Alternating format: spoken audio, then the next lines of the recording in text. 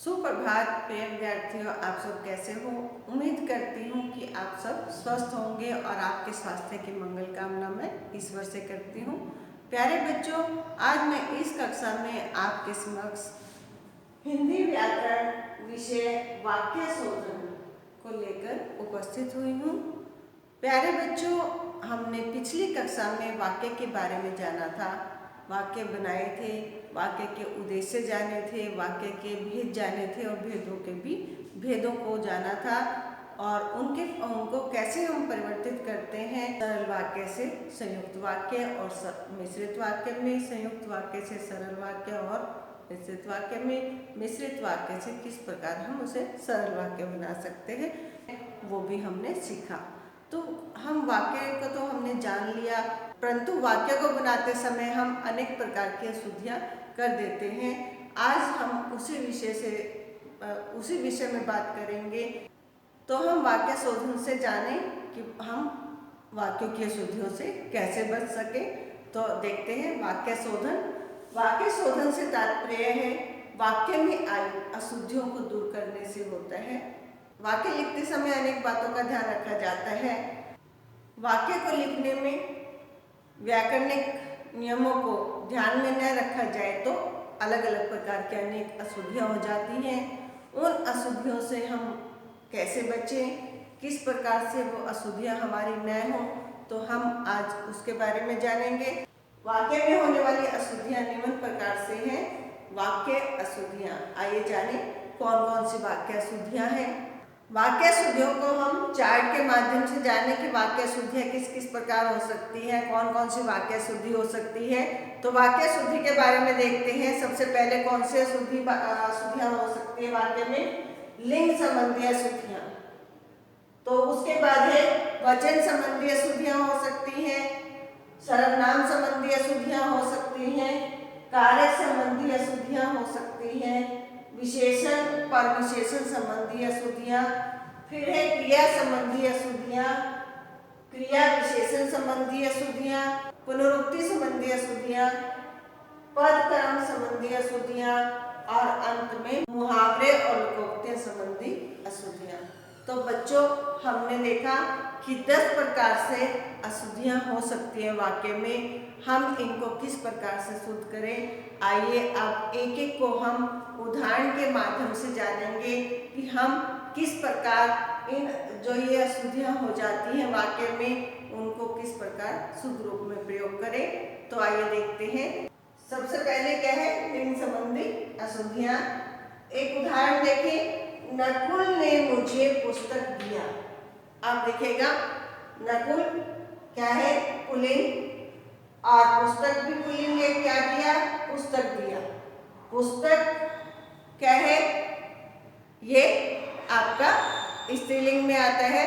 पुस्तक दिया नहीं होता, दी। तो ये क्या है? हमारे यहाँ लिंग के अकॉर्डिंग दिया नया आकर क्या है? पुस्तक दी। तो हमने क्या लिखा? नकुल ने मुझे पुस्तक दी। देखिए, लिंग संबंधी में लिंग का हमें बोध होता है। नकुल ने क्या दिया? पुस्तक दिया। दिया क्या है? नहीं, पुस्तक दी होती है। क्या है वो? स्त्रीलिंग में आता है पुस्तक दी। तो हम यहाँ पर दिया न लगाकर क्या लिखेंगे? दी। तो सही क्या है? नकुल ने मुझे पुस्तक दी। तो ये एक लिंग संबंधी अशुद्धि ये देखी। अब दूसरे वाक्य में देखते हैं, मुझे वर्षा ऋतु अच्छा लगता है। अब वर्षा ऋतु क्या है? स्त्रीलिंग का बोध करा रहा है, मगर क्रिया किसमें आ गई? पुल्लिंग में। वर्षा ऋतु हमें किस चीज का बोध करा रहा है? स्त्रीलिंग का, मगर अच्छा लगता है ये किसका बोध करा रहा है? पुल्लिंग का। इसको देखते हुए हमें वाक्य सही नहीं लगा। वाक्य में अशुद्धि नजर आई कि वर्षा ऋतु स्त्रीलिंग है और क्रिया पुल्लिंग की तरफ इशारा कर रही है। तो हमें लगा कि लिंग संबंधी अशुद्धि है, तो हमने उसको सही क्या लिखा? मुझे वर्षा ऋतु अच्छी लगती है। लगता है क्या है? गलत है। अच्छा लगता, यहाँ पर गलत है, ये अशुद्धि है।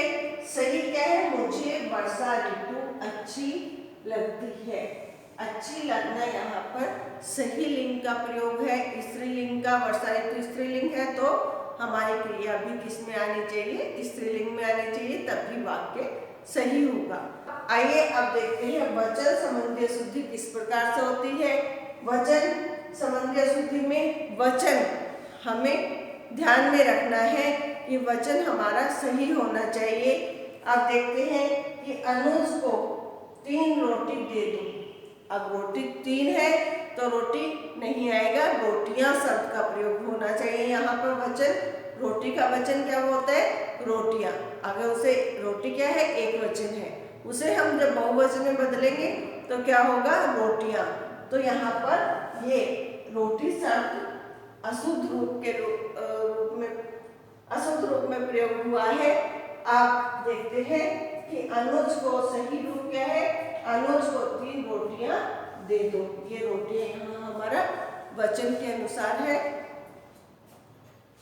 आगे दूसरा उदाहरण है, अच्छा बच्चा बड़ों का आदर करते हैं।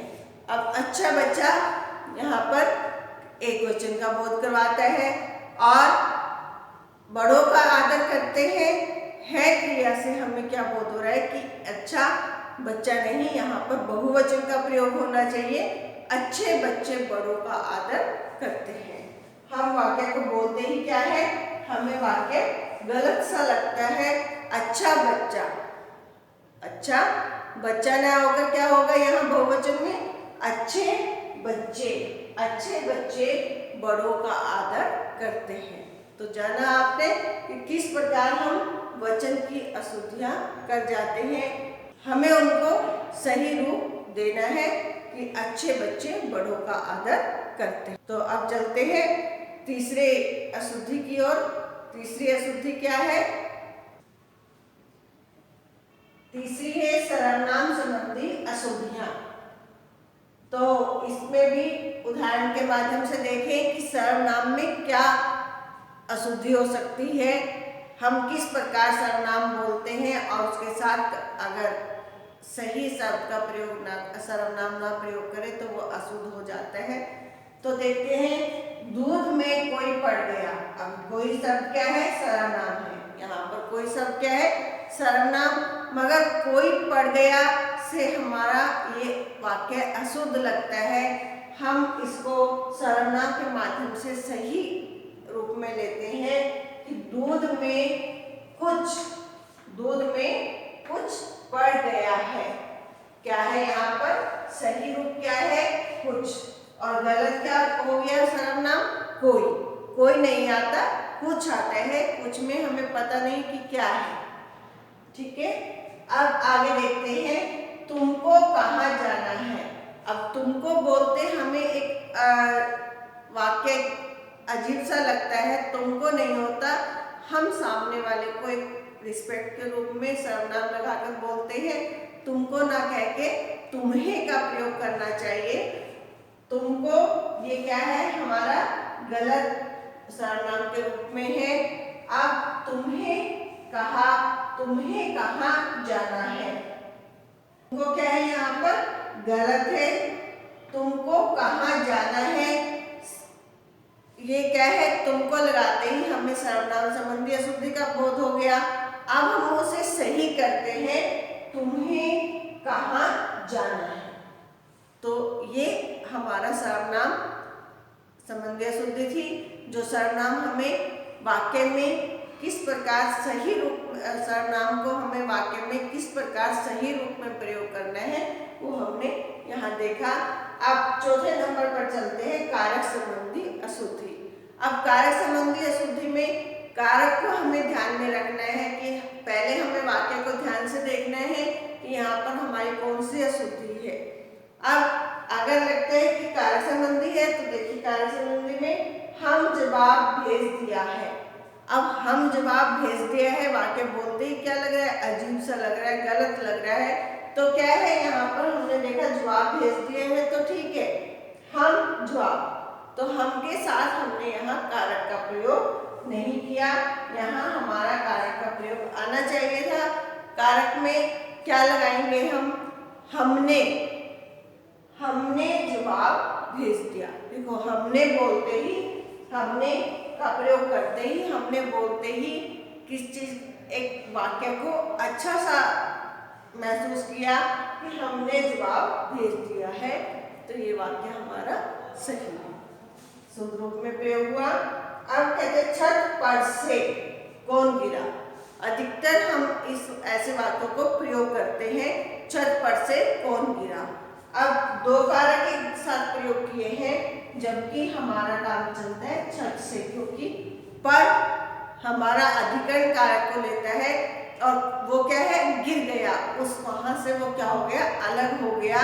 तो यहाँ पर हमारा अपादान कारक का प्रयोग होगा छत से। ये पर क्या है? यहाँ पर गलत है कारक। छत से कौन गिरा?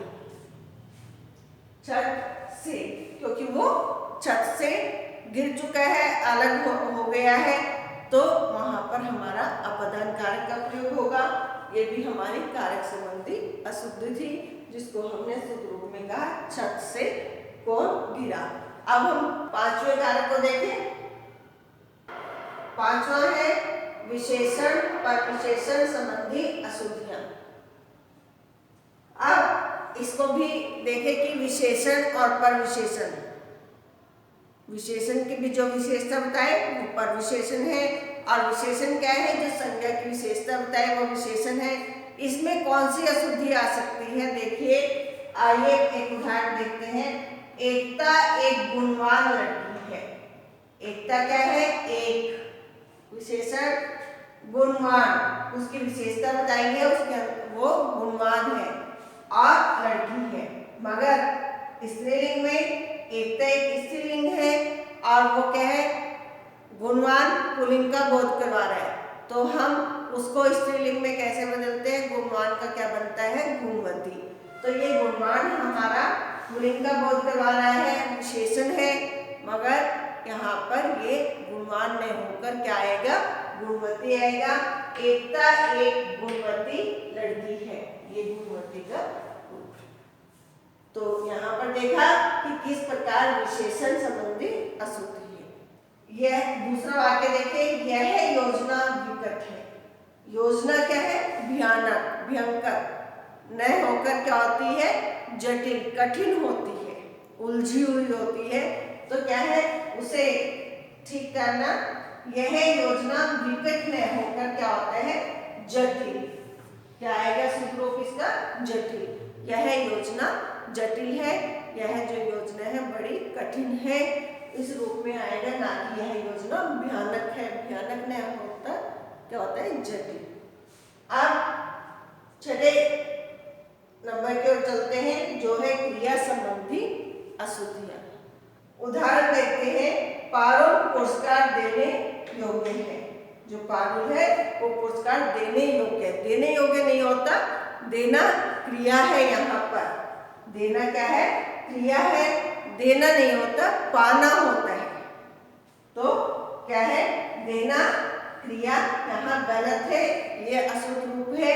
अब पारुल पुरस्कार पाने योग्य है, देने योग्य नहीं है, पाने योग्य है। पाना भी क्रिया है, तो हम इसको शुद्ध रूप में लिखेंगे पारुल पुरस्कार पाने योग्य है। आइए दूसरा उदाहरण देखें। मैं आप पर श्रद्धा करता हूँ। मैं आप पर श्रद्धा करता हूँ नहीं आता, करना क्या है? क्रिया है। करना क्या है? क्रिया। मैं आप पर श्रद्धा रखता हूँ, रखना भी क्या है? क्रिया। तो सही रूप आएगा मैं आप पर श्रद्धा रखता हूँ, करता नहीं हूँ, रखता हूँ। ठीक है, हमने जाना कि क्रिया के रूप में भी किस प्रकार अशुद्ध रूप हो सकता है, उसको हमने सही रूप देखा, तो हमने जाना कि क्रिया संबंधी अशुद्धि हम किस प्रकार ठीक कर सकते हैं। तो आइए अब चलते हैं सातवें अशुद्ध रूप की ओर। सातवां अशुद्ध रूप है क्रिया विशेषण संबंधी अशुद्धियां। यह विशेषण मतलब क्रिया की जो विशेषता बताए वो अशुद्धियां। आइए उदाहरण देखें। सबने बड़ा खाया, बड़ा क्या है, खाया, कैसा, बड़ा खाया, बड़ा। अब क्या लग रहा है हमें यहाँ पर अशुद्ध लग रहा है, सही नहीं लग रहा। सबने ज्यादा खाया या बहुत खाया, तो सबने बहुत खाया, तो बहुत क्या है यहाँ पर, ठीक है, शुद्ध रूप में क्या आएगा, बहुत आएगा या ज्यादा आएगा, तो बड़ा नहीं आएगा। सबने बड़ा खाया, हम आमतौर पर ऐसे वाक्यों का प्रयोग करते हैं जो गलत है। सबने बड़ा नहीं आएगा, बहुत खाया, अधिक खाया, ऐसे प्रयोग हो सकता है, बड़ा नहीं आएगा, ये अशुद्ध रूप है। अब देखें, आइसक्रीम अति मत खाओ। अब मत खाओ क्रिया है, खाना क्या है, क्रिया, और अति उसकी क्रिया की विशेषता है। तो अति क्या है, यहाँ अधिक के बारे में कहा गया, परंतु अति बोलते ही वाक्य अशुद्ध लगता है, ज्यादा आएगा। आइसक्रीम ज्यादा मत खाओ, ज्यादा हमारा ठीक है, शुद्ध रूप में क्या होगा, आइसक्रीम ज्यादा मत खाओ, ये इसका शुद्ध रूप है। आइए 8वें अशुद्ध रूप की ओर चलते हैं, जो है पुनरुक्ति संबंधी अशुद्धियां। पुनरुक्ति होती है जो कही गई बातें होती है। आइए इसको भी उदाहरण के माध्यम से देखें, इसमें कैसे अशुद्धियां जान सके। उसने केवल एक ही कॉपी दी। अब केवल भी आया और ही भी आया। अव्यय के भेदों में हमने किया था क्रिया विशेषण, संबंध बोधक, विस्मयादि बोधक। वहां हमने निपात भी किया था, जिसमें किसी शब्द पर जोर देकर बोला जाए। अब केवल और ही दोनों ही क्या है, निपात है, और एक का वर्णन होगा, उसने केवल एक कॉपी दी। ये क्या है, ही ना लगाकर हम केवल का प्रयोग करेंगे। ही लगाने से वाक्य अशुद्ध रूप का ले लेता है, अशुद्ध रूप ले लेता है, और इसका शुद्ध रूप होगा, उसने केवल एक कॉपी दी। उसने केवल एक कॉपी दी, ये इसका शुद्ध रूप है। हम ही का प्रयोग नहीं करेंगे। अब दूसरे वाक्य से देखें, वह पूरे दिन भर घूमता रहा। पूरे दिन भर, दिन भर का भी अर्थ क्या है, पूरा दिन, और भर लगने से क्या हो गया, पूरे दिन के बारे में कहा गया, और पूरे लगाने से उसका पूरे दिन घूमता रहा, या तो ये लगाते, या फिर दिन भर बोला गया, तो पूरे से हमें वाक्य अशुद्ध लगता है, तो हम ये नहीं लिखे, यहाँ पर ये नहीं लिखेंगे वह पूरे, हम लिखेंगे वह दिन भर घूमता रहा। दिन भर का वर्णन आएगा, ये वाक्य हमारा शुद्ध होगा। पूरे से अशुद्ध रूप का प्रयोग होता है। तो हमने जाना कि किस प्रकार हम पुनरुक्ति संबंधी अशुद्धियों को भी ठीक कर सकते हैं। तो अब चलते हैं हम अपने 9वें अशुद्ध रूप की ओर। 9वां अशुद्ध रूप क्या है, पद कर्म संबंधी अशुद्धियां, कि एक के बाद एक पद किस प्रकार से आए, अगर उसको हम आगे पीछे कर देते हैं तो वो अशुद्ध रूप हो जाता है। देखिए उदाहरण से, 4 चने की बोरियां लाओ। अब 4 चने की, मतलब ये 4 पहले आया तो ये पद कर्म से हट गया। कर्म पद में जो शब्द है वो कर्म के अनुसार एक के बाद एक लगा हो, तभी वाक्य शुद्ध रूप होता है। और अगर उसको आगे पीछे लगा दे तो वो क्या हो जाता है, अशुद्ध हो जाता है। तो यहाँ हमें 4 चने में, चने की 4, चने की 4 बोरियां लाओ, ये शुद्ध रूप माना जाएगा। 4 चने की बोरियां लाओ, ये अशुद्ध पद कर्म से हटा हुआ है, अशुद्ध रूप है। तो क्या आएगा, चने की 4 बोरियां लाओ। ये हमारा गलत है, अशुद्ध रूप है। सही क्या है, चने की 4 बोरियां। बोरियों की विशेषता 4 है, 4 चने नहीं, चने की 4 बोरियां हैं।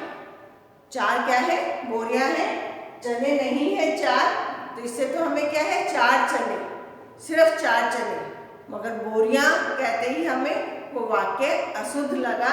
हमने क्या जाना कि बोरियों की जो विशेषता है वो 4 है, 4 बोरियां लेकर आनी है, मगर किसकी लानी है, चने की, तो चने की 4 बोरियां लाओ, ये शुद्ध रूप बनेगा। अब दूसरा उदाहरण देखिए, मोहिनी लड़की सुंदर है। अब ये वाक्य है मोहिनी लड़की सुंदर है। अब मोहिनी क्या है, जो लड़की है वो क्या है, सुंदर है, मगर पदक्रम के अनुसार नहीं है। मोहिनी सुंदर लड़की है आना चाहिए, सुंदर क्या है, लड़की। मोहिनी नाम आ गया, मगर उसकी क्या है, वो जातिवाचक संज्ञा के रूप में लड़की है, और उसकी विशेषता क्या है, सुंदर होना, तो हम उसको पद के अनुसार सही क्रम में लगाएंगे। मोहिनी सुंदर लड़की है, ये मोहिनी, फिर सुंदर आएगा, लड़की है, ये पद के अनुसार, पद क्रम के अनुसार सही रूप है। ये हमारा गलत अशुद्ध रूप हो जाएगा। सही रूप क्या है, मोहिनी सुंदर लड़की है। अब 10वें अशुद्ध रूप की ओर चलते हैं, जो है मुहावरे व लोकोक्तियां संबंधी अशुद्धियां। हम कुछ मुहावरे और लोकोक्तियों संबंधी अशुद्धियां भी कर बैठते हैं, उनको बोलते बोलते हम कुछ और थोड़ा सा गलत बोल देते हैं। तो आइए किस प्रकार से है, देखिए उदाहरण के माध्यम से। जैसे उमंग सबकी आंखों का सितारा है, सितारा नहीं होता, तारा होता है। ये मुहावरे, आंखों का तारा होना मतलब बहुत प्रिय होना। अब हम वाक्य बनाते हैं, उमंग सबकी आंखों का तारा है। तारा यहाँ पर सितारा गलत बोला गया, ये अशुद्ध रूप है। सही क्या है, उमंग सबकी आंखों का तारा है, ये हमारा शुद्ध रूप है। अब एक लोकोक्ति भी देखें, कोयले की कालिक में मुंह काला।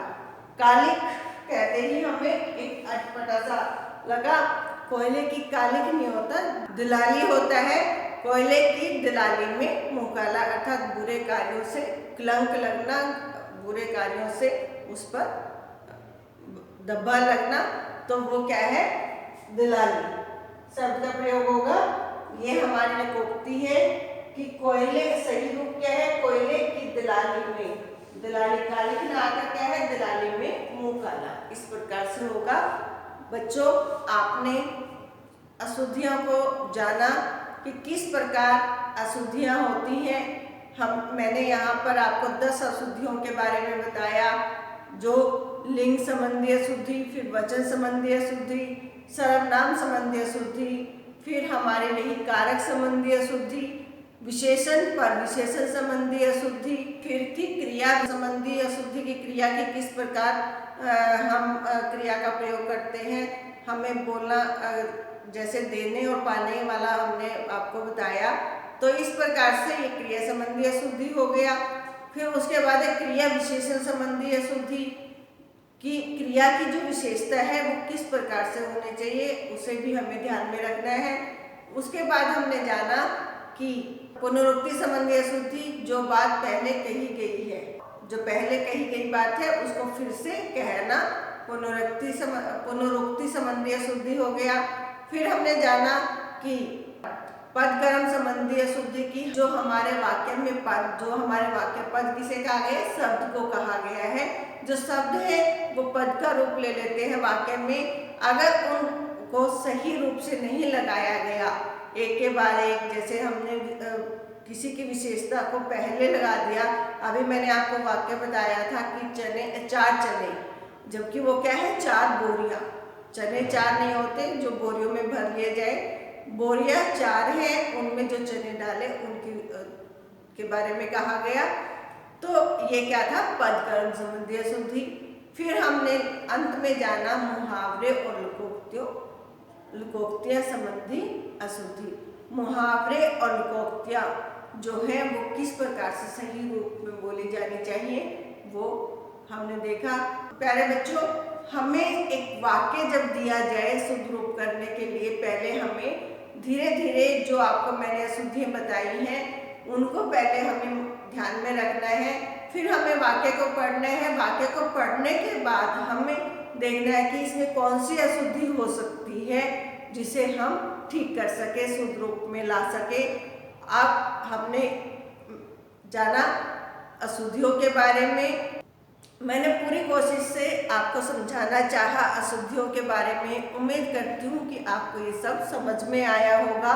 प्यारे बच्चों, आप भी वाक्य लिखकर उनको शुद्ध रूप बनाकर देखें और स्वस्थ रहें, पढ़ते रहें, समय समय पर कार्य करते रहें। धन्यवाद।